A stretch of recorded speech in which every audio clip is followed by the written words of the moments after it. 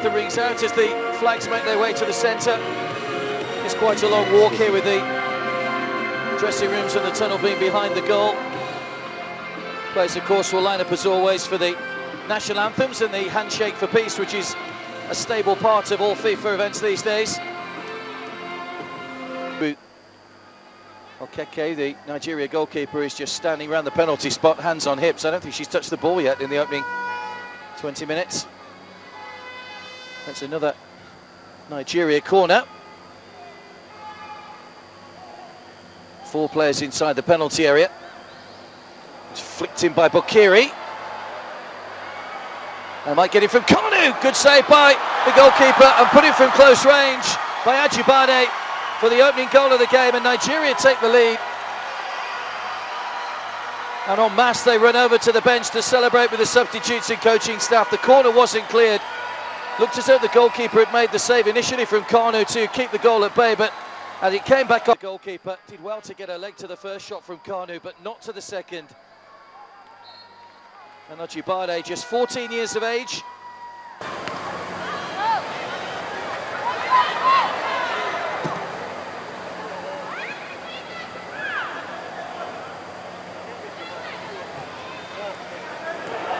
That's a great header, and the second goal finally does come.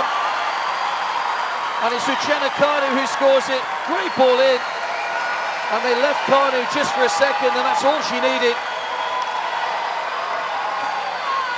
Celebrates on the sidelines. There's Lu Yan. Flag stays down, it's a great chance. Yu, and she's got one back. China finally get on the score sheet. And it's the captain, Fan Yuchi, who pushed it to midfield in the second half and scores. Perfectly weighted ball by Lu Yan. There was no offside, she was onside. Olive Basset played her on, and that's a tidy finish. And all of a sudden, China are right back.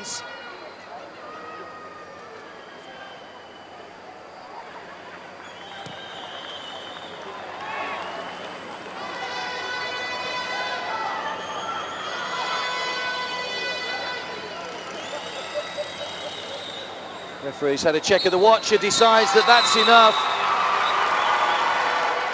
Hong Zhao has a look at the stopwatch to make sure she agrees, and she'll be disappointed with her side, but they rallied in the second half, having gone 2 down. Ajibade put Nigeria in front. The close range finish after Kanu's shot had been blocked. And then the second goal from Kanu put that. It used to be a fortress, a theatre of dreams, but for David Moyes, Old Trafford job is a nightmare. You're watching Sport This Morning on China's television. I'm Cecilia Omogbe. Coming up on the program. Now, Rasheedat Ajibade is the best player on the pitch as Nigeria survives China's late onslaught to win their opening group match at the FIFA Under-17 Women's World Cup in Costa Rica, and you just saw the match. And of course, also on the program, 371 goals at just 26 years of age. Lionel Messi just can't stop scoring. He equals Paulino Alcantara's record of 369, breaks and sets another record in a single match. That was when he scored a hat-trick. And now he is Barcelona's all-time leading goal scorer. And talking about table tennis, Segun Toriola needs to dig deep to help Nigeria battle Czech Republic, Belgium, Canada in Group E at the World Table Tennis Championship. And still talking tennis, but this time around the bigger tennis. How difficult is it to put so much hard work and walk away without a trophy? This is a summary of the Swiss master talking about Roger Federer's performance at the BNP Paribas Open in Indian Wells. Tayo Salam is here with me. Tayo, good morning. Good morning, Cecilia. Good to be here again.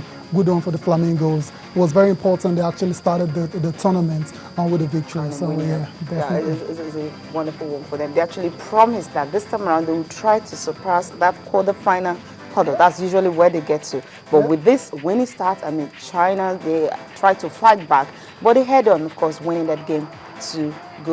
I think they can go far. Yeah, I think they can go far. we need to remember that this team is a very experienced team as well. 7 players were in Azerbaijan in 2012. So we've gone in with plenty of experience. And I showed yesterday, early this morning against China. I thought we dominated the game. We created chances, and Rashida Ajibade and Uchenna Kanu.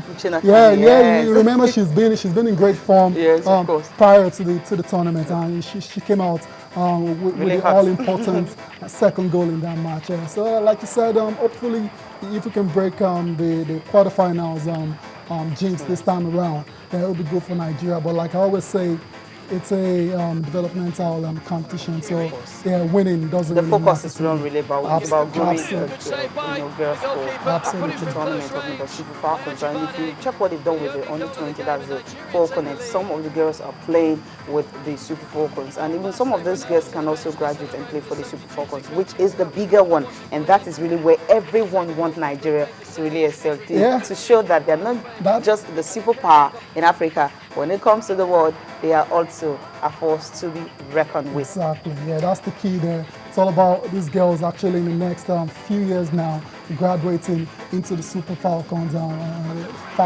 setup. So okay, that's the results coming from the weekend. Now in Group A, host nation. Now there is actually this tradition that host countries don't get past the group stage. Maybe this is what we will be experiencing in this particular tournament. Now Venezuela beating Costa Rica, the host nation, by 3-0. Italy and Zambia, it ended in favor of Italy. Both of them are making their debut at the championship. Ghana and Korea DPR, talking about champions, they won it before. Of course, they were runner-up last time. Ghana beating them 2-0. I think with this one, Ghana is showing that they can, of course, progress to the finals. Their last one was actually finishing third place, beating Germany in the third place game by a lone goal. Germany and Canada, it ended 2-0. Now, this game between Germany and Canada, it's something interesting. Omangbemi, talking about former Nigerian Super Falcons player, she was actually the match commissioner for this particular game. Now let's take a look at what happened early hours of this morning. Of course, late last night. That's the Group C and Group D matches. We had New Zealand and Paraguay. It ended 1-0. Paraguay, well, they had to show that it was on a Sunday. They actually prayed before this game, and that really helped them. Their dressing room, they had this kind of a prayer setting there, and they were able to get that goal to make a draw against New Zealand. Spain and Japan, well, Japan beating European champions Spain 2-0. Mexico and Colombia, Mexico running riot on this one, Colombia 4-0. And China and Nigeria, that's the result you saw earlier. Yeah, that's what we're concerned about, really. That's our group right there. Mexico dismantling Colombia 4-0. So it shows you Mexico will be our toughest customers in this particular group, and the next game is against Colombia. Colombia, of course. I think that's a good one for us, so that we'll prepare really for Mexico, because China will have to play Mexico first before we'll be playing Mexico, and those games will be on Wednesday. March the 19th against Colombia. If we get another 3 points against Colombia, then we'll say the Flamingos will be safely through into the next round. Of course, we know they'll qualify, but the point is, what is the target? Getting to the semi-finals, or even getting to the finals, like the Falconet did before. I think that's just the target. And some of the guests actually said before they left that they want to do what the boys did in UAE. Yeah, absolutely. It's a good thing they are aiming to follow in the footsteps of the Golden Eaglets. But I said it already. It's not about winning this competition for me. It's all about progress. And graduating into the Super Falcons and setting respectable performance for Nigeria is fine by me. Yeah, okay, respectable. Now, interestingly, there's just something that it took 50 seconds for Mexico to actually break Nigeria's record. Now, remember in 2008 in New Zealand, one Nigerian girl, talking about So Adekoya, she actually scored a 22nd minute goal against Korea Republic.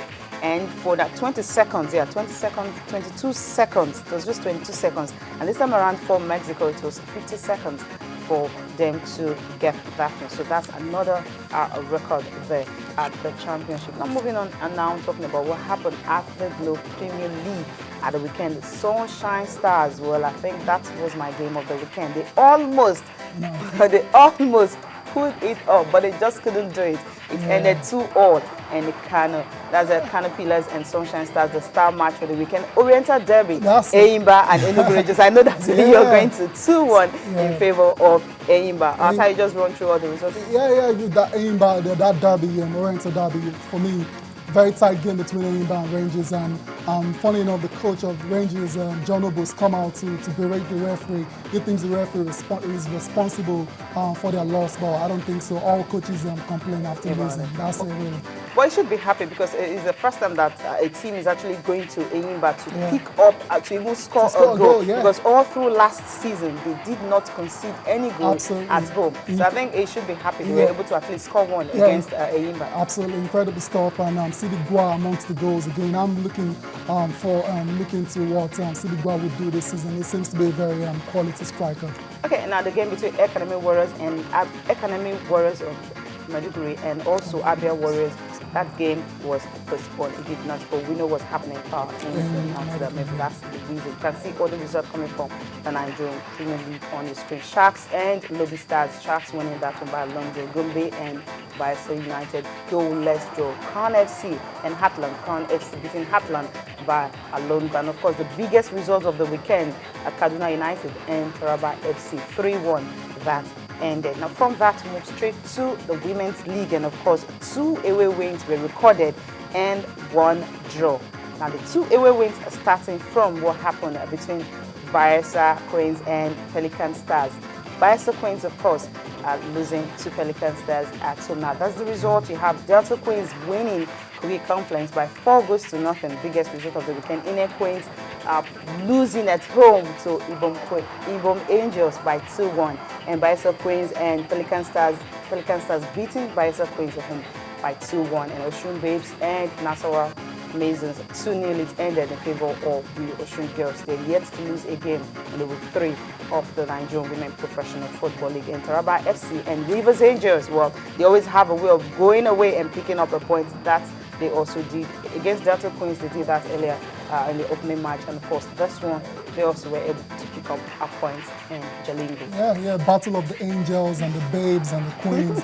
It's good to see the Women's Professional League, professional in quotes, running smoothly. Okay, that's good.